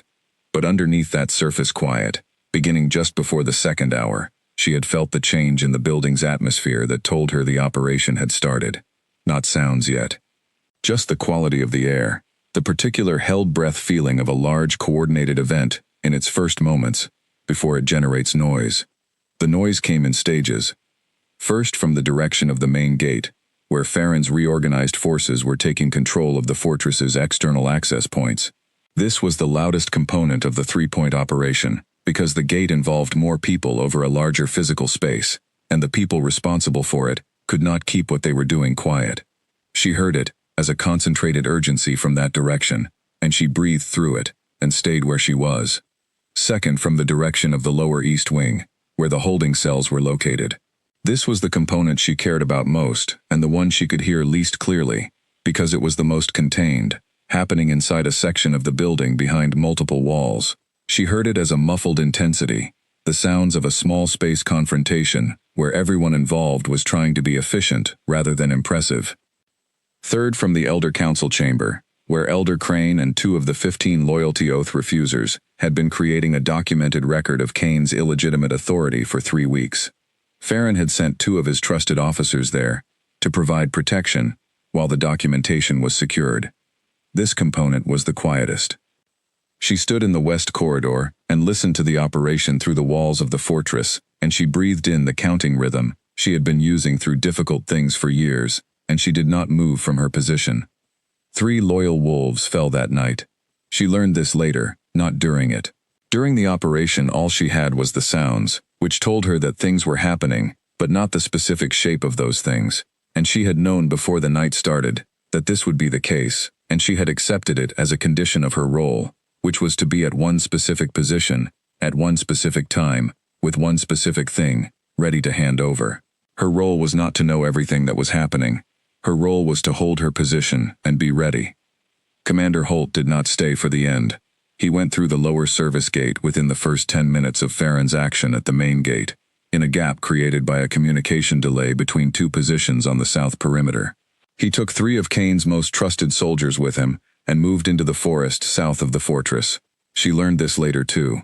In the moment, she only knew that the sounds from the gate section resolved faster than she had expected, which could mean success, or could mean something else, and she stayed where she was either way. Elder Marin surrendered in the council chamber. She had apparently made the calculation that the room's situation had changed irrevocably the moment Farron's men came through the door, and she was not a person who spent energy on gestures that served no practical purpose. She sat down and said she would cooperate with the process. In the lower east holding room, the door was breached at the 2nd hour and 19 minutes. She could tell from the sound, from across the building and through multiple walls, and the particular quality of how it traveled through the stone, that a heavy door had been opened by force rather than by key. She could tell it had happened because the sounds from the lower east section of the building changed their quality in the specific way that sounds change when the space they were contained in is no longer contained. She counted the seconds after that sound. She counted to 40 before the footsteps in the east corridor told her what she needed to know. Many footsteps, moving together, moving with the specific coordination of an extraction in progress. Then a second group meeting the first group from a different direction. Brief voices of recognition and confirmation, and then the combined group moving together, moving toward the throne room. The throne room's east doors opened. Ward came through first. He was moving quickly, in the posture of someone clearing a space ahead of a person he was responsible for. Behind him came Farron, his face sharp with the focused attention of an operation that was not yet complete. Behind Farron came Elder Griggs, moving slower, with the quality of an old man who has been sitting on a stone floor for 40 days, and whose body is informing him of this. Felix and Owen, the two young guards, came after, flanking the group's rear. And then Dorian. He was thinner. 6 weeks without the crown had produced visible changes that she had known to expect, and that knowing to expect had not fully prepared her for. His movement was still entirely his movement, but with less margin in it, the way a fire is still entirely itself when it is running lower. His face had the quality of something that had been held together by consistent and deliberate effort over a long period of time, not strained, not broken, but carrying the marks of the effort the way stone carries the marks of weather. He was scanning the room as he came through the doors. She watched him do it. 2 seconds. Then he found her. He walked across the throne room, and the people around him adjusted without being asked to give him a clear line to the west corridor entrance where she was standing. He stopped in front of her. She looked at his face. He looked at her face. Between them, unspoken but entirely present, was the 40 days, what they had each done with them, what it had cost each of them, and the fact that both of them had managed it the way they managed most things, by doing what needed to be done, without keeping an account of what it was taking. From the east entrance, the sound of different footsteps. Not organized, not Farron's group. One set of footsteps moving fast and purposeful, and then stopping, because the person who was moving had arrived at the throne room and assessed what it contained, and decided to stay rather than to flee. Cain Voss stood in the east entrance with 4 of his remaining soldiers. He looked at his half-brother across the width of the throne room, and his face moved through several things in quick succession, none of them the controlled expression he had presented to the Pax Assembly for 6 weeks. He said, "You cannot lead without the crown. You know what you are without it now." Dorian said, "I know exactly what I am without it. The question is what you are, with what you took." Farron's team came through the east entrance behind Cain's group. The 4 soldiers were managed quickly, efficiently, by people who had been trained for exactly this kind of work, and who were doing it with the competence of professionals, executing a practice task. Cain did not flee. He met his half-brother in the center of the throne room with the specific energy of someone who has 1 card left and is going to play it completely. What followed was not brief, and was not clean, and she did not look away from any of it. He was slower than he had been. 40 days without the crown had reduced his physical reserves to something that was still impressive by any ordinary standard, and that was measurably less than what 12 years of wearing it had built in him. He fought with what he had, which was considerable, and he fought with the additional quality of a man who understood precisely what was at stake, which added something to what his body could produce, that was not strength exactly, but that strength-adjacent thing that exists in people who have a reason beyond themselves for what they are doing. Cain was not unformidable. He had prepared for this moment, or a version of it, in the way that people who plan for things prepare. He was fast, and he was ruthless, and he had nothing to lose in the way that people who have made a catastrophic gamble sometimes have nothing to lose, which produced in his fighting a quality of commitment that was dangerous. The fight lasted 10 minutes. She counted them.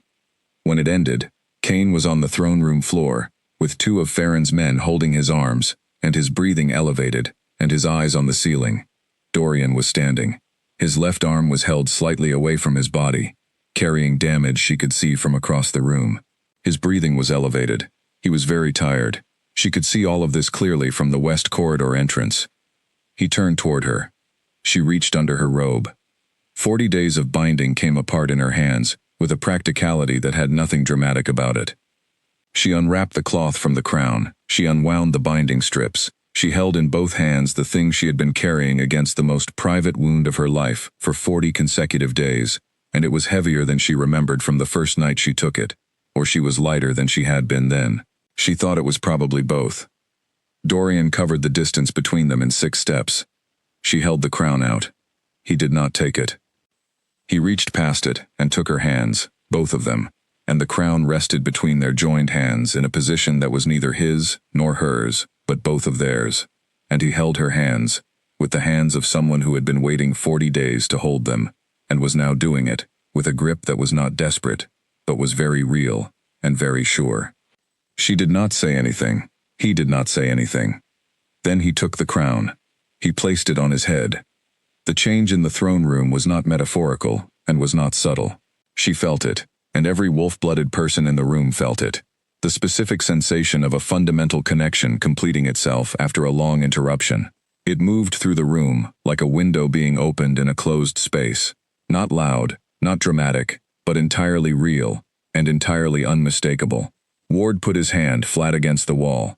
Farron breathed in sharply, and then breathed out slowly. Elder Griggs made no visible response, except to close his eyes for a moment, and then open them. Even the men on the floor of the throne room went still in a different way. The crown pulsed. The pulse was not the bewildered seeking she had felt through 40 days. It was something that recognized where it was, and extended outward from that recognition, with the steadiness and certainty of something restored. She had been holding herself upright through the last several hours, by a focused act of will, that had been expending the reserves she did not have to spare. With the crown returned, and the things she had needed to do completed, and the will that had been holding her directed toward those specific purposes now released, her legs performed the only logical response to the situation, which was to stop supporting her in the way legs are supposed to support a person.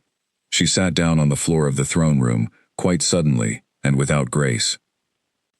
Dorian was beside her before she had finished sitting, and his arm was around her shoulders before she had fully processed that he had moved, and she let herself lean into the warmth of him with the complete absence of any impulse to perform being fine, because she was not fine, in the immediate physical sense, and she had done what she set out to do, and the performance had been running for 40 days, and it could stop now. She let it stop. The weeks that followed the 40th night were not quiet, but they had a quality that the 40 days before them had entirely lacked, which was the quality of things proceeding in the direction they were supposed to proceed. Difficult things, some of them, painful things, but correct ones. Elder Marin was held in formal custody while the proceedings were organized, and on the third morning, she made a choice that removed the need for those proceedings. She was found in the holding room in the early hours, with the particular expression of someone who has made a decision they considered careful, rather than impulsive. The pack's response to this was complex, in the way that responses to the ends of people who were once trusted always are, and Dorian addressed it in the full formal session of the restored council, with a simplicity that she thought was exactly right. He said that Elder Marin had served the pack for 23 years before she stopped serving it, and that both of those things were true, and that the pack was allowed to hold both of them at the same time. Commander Holt was pursued methodically. Ward organized the search personally once he had been freed, and had spent 4 days recovering from 40 days in a holding room, because Ward was the kind of person who did not sit still while work he was suited for remained undone. 11 days after the 40th night, Ward's team found Holt at a camp on the far side of the border river, with 3 cold soldiers, and a fire that was not doing enough to address the temperature. They were brought back. The formal process ran its course. The pledging generals were handled in 2 groups. Those who had pledged with apparent genuine commitment faced the full accountability review and the consequences that process produced, which were serious and which were appropriate. The 2 who had pledged slowly and uneasily, the ones whose faces she had read correctly at the assembly, came before the review board with the evidence of their quiet resistance across 6 weeks, and received a different determination. Kane was not executed. She had known there was debate about this, and she had not been party to it, and she had not tried to be. Because the decision was not hers to influence, and she did not think her influence would have been appropriate in this specific context. Dorian made the determination after consultation with the restored Elder Council. Kane was formally stripped of his rank, his position in the pack hierarchy, and his freedom. He was imprisoned in the East Wing's secure facility, on an indefinite basis with quarterly reviews. There were pack members who considered this too lenient. There were others who considered it a more difficult path than execution would have been, the harder thing to sustain over time, and who recognized this as characteristic of the man making the decision. She had no comment to offer either group. Dorian's recovery was rapid in the way that things are rapid when the right conditions are restored. With the crown back in place, His body's healing moved at the rate she had always observed in him, the accelerated rate that had nothing to do with medicine, and everything to do with the Crown's connection to the pack bond, and everything the bond sustained. The damage to his left arm resolved within a week. The visible depletion of 6 weeks in chains and without the Crown addressed itself with what looked, from a clinical standpoint, like extraordinary efficiency. He was at full functional capacity within 3 weeks. His bond with the pack, which had been fraying across 40 days of severance, re-established itself faster than Elder Griggs said he had ever seen it re-establish in the historical record. Griggs said this at the first formal council session, in the precise and understated tone he used for things he found genuinely significant. It was noted. Her own recovery was slower, and she managed it herself, because she was a healer, and she knew what her body needed, and she knew how to provide it, without drama or elaborate intervention. More food, more rest, less work, in the first 2 weeks, while the fundamental depletion resolved itself. Lena enforced the reduced workload with a firmness that Serafina found, to her own mild surprise, something she did not resist. She had been carrying the management of her own condition alone for 40 days, and there was something that felt like relief in allowing someone else to enforce the things she would otherwise have enforced on herself. She was functionally recovered within a month. The fatigue that persisted beyond that point was mild enough that most people would not have called it fatigue, and she addressed it with the same methodical patience she brought to difficult recoveries in her patients. The ceremony was scheduled for 6 weeks after the 40th night. It was formally designated as a restoration ceremony, which was the correct term for the specific situation. In practice, it was a coronation, because the pack needed what coronations provide, which is not primarily the placement of metal on a person's head, but the visible and formal completion of a narrative that has been disrupted, the public acknowledgement that what was right has been restored, the shared witnessing of an ending that is also a beginning. Without that, the 40 days would remain open in the pack's collective experience, unfinished, available to those who wanted to use the unfinished quality of it for their own purposes. She was not thinking about the ceremony when she woke on the morning of it. She was thinking about the examination. 2 weeks after the 40th night, during the standard post-crisis assessment that had been extended to all Fortress residents, the most senior member of Arthur's medical staff had examined her. Helena was 60 years old and had been practicing medicine in the Fortress for 2 decades, and had the specific and thorough attention of someone who had learned long ago that the things you almost miss matter as much as the things you catch cleanly. Helena had examined the scar and been quiet for long enough that Serafina had turned her head to look at her. Helena said, "This scar is changing." She said it in the tone of someone delivering an observation they cannot classify. Serafina asked her to describe what she was seeing. "Scar tissue," Helena explained, "at 2 years post-procedure, should be fully stabilized. The tissue that formed in the healing of a significant surgical wound went through specific processes over 18 to 24 months, and then reached a stable state. That state was, in practical terms, permanent. The density and rigidity of established scar tissue did not change without a new intervention, without reopening or specific treatment. Helena had seen many scars in 20 years of practice, and she understood what stable scar tissue looked like and how it behaved. What she was observing in Serafina's scar did not behave that way. The tissue was softening, not dramatically, not rapidly, but measurably.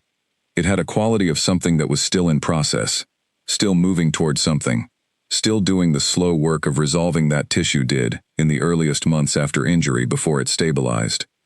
It was returning, Helena said, using the phrase carefully, and with visible uncertainty about whether it was the right one, towards something that was closer to ordinary tissue. She had used the words, returning toward the ordinary, and then paused, as though she was not entirely satisfied with them, as a description of what she was seeing. Serafina asked her if she could account for it medically. Helena said no. She had thanked Helena and made no further comment, and had been thinking about it, in the quiet and habitual way she thought about things she did not yet understand, ever since. The ceremony began at noon. The Great Hall held the full membership of the Fortress and the extended pack community that had been formally invited from the surrounding territory. 340 people assembled in the ceremonial configuration that tradition prescribed. She stood at the designated position for the medical staff, near the center of the hall on the left side, in the place she had occupied for formal events across 4 years. She had dressed carefully, in good clothes that were not ceremonial but were the best she owned, because she had not known when she got dressed what the ceremony was going to require of her. Dorian entered. He was in full formal dress, the dark traditional clothing of the Alpha King's ceremonial appearance, with the crown in place on his head where it belonged, where it had always belonged, where she had been keeping it safe for 40 days, in the most private space her body possessed. He walked to the center of the dais and turned to face the hall. Then he looked at her. The hall felt the shift, the way large assemblies feel, shifts in the attention of the person they are watching, as a collective reorientation, a turning of 340 sets of attention toward whatever the person at the center is attending to. He said her name. He said it into the formal silence of the hall, in the direct voice he used for things that mattered, with the clarity of someone who has been careful about something for a long time and has chosen this moment to be done with the carefulness. He said her full name. He said her position within the fortress. He said what she was to him, in the same plain language he would have used to describe any other fact of his life that was real and permanent and not subject to interpretation. He said that the woman standing in the center of the hall on the left side was his mate and his wife, in the eyes of the oldest ceremony the Moon Order could perform. He said that she had carried his crown against the wound she bore from the worst night of her life for 40 consecutive days. He said that she had walked through the lockdown fortress every day with the most important object in the kingdom pressed against her body, and that the best tracker in the Northern Territories had stood 2 feet from her and found nothing, because the scar she had been carrying for 2 years absorbed the crown's signal, the way grief absorbs certain kinds of sound, completely and without giving anything back. He said that she had built the network of people that organized the operation that freed him. He said that she had been standing at the West Corridor entrance at 2 hours and 12 minutes on the 40th night, with the crown in her hands, to return to its rightful place. He said that no coronation ceremony was going to proceed until she was acknowledged before everyone assembled in this hall, because she was the reason there was anything left to have a coronation for. She walked to the center of the hall. 340 people were quiet, in the particular way that people are quiet when they are not being asked to be quiet, when the quiet comes from themselves rather than from convention. She stood in front of the dais and looked at him, and he looked at her, and for a moment the great hall with its 340 people, and its formal arrangement, and its official purpose, fell back to the edges of her awareness, and what was present was just the two of them, and the fact of what they had both done, and the fact that they were both here and intact on the other side of it. Her coronation proceeded first, 12 minutes. She stood through all of them with her hands at her sides and her eyes clear, because the decision to be publicly seen after 4 years of carefully chosen invisibility was a serious one, and it deserved to be met with clarity. She met it that way. His coronation followed, 15 minutes.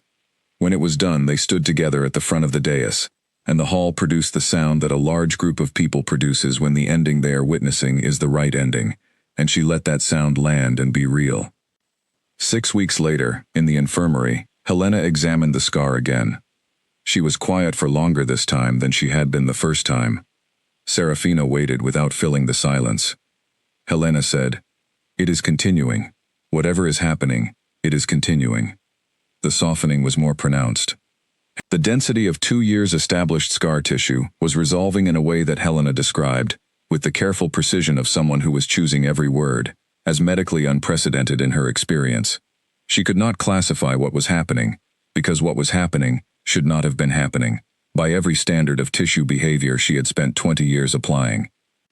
Dorian was sitting in the chair beside the examination table, where he had been since the beginning of the examination, and where he intended to stay. Helena addressed her final observation to both of them equally, because it seemed to belong to both of them. She said, "I cannot explain this."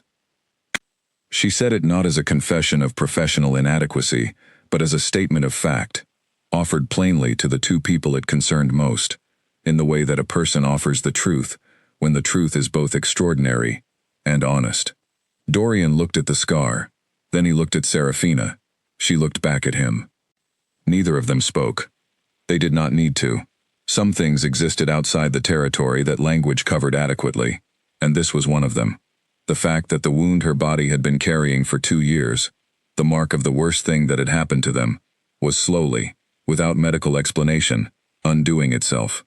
The fact that the grief she had carried for 2 years, and used to shield the most important object in the kingdom for 40 days, was releasing its hold on the tissue where it had lived. The fact that her body, which had been doing something impossible for 40 days without breaking, appeared to be doing something else impossible now, and this one, unlike the other, was moving in a direction that felt like something she could not bring herself to call anything other than grace. Helena left them, and closed the infirmary door behind her.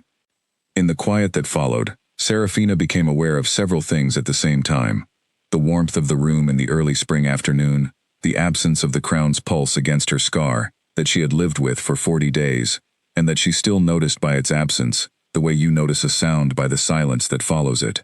The weight of Dorian's hand covering both of hers, the quality of the light coming through the infirmary window at this angle, and this hour. She thought about the most powerful vault being the one that no one thinks to look inside.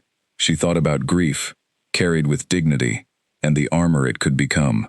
She thought about 4 years of invisibility that had turned out to be preparation, and the preparation that had turned out to be the only thing that made the necessary thing possible, and the necessary thing that had turned out to cost exactly as much as it needed to cost, and not a measure more. She thought about the fire in the forest clearing that had been burning, untended, for 40 days, waiting for someone to come back to it. She looked at Dorian. He looked at her. Outside the infirmary window, the first warm afternoon of spring was moving through the Ironblood territory, through the pine forest south of the fortress walls, through the clearing where a year ago in the deep of winter, 2 people had said the words that could not be unsaid, the oldest words available, and meant every one of them. There was nothing left to hide. There was nothing left to carry alone. There was only this, the room, the light, the hand over her hands, and all the time in the world to use well.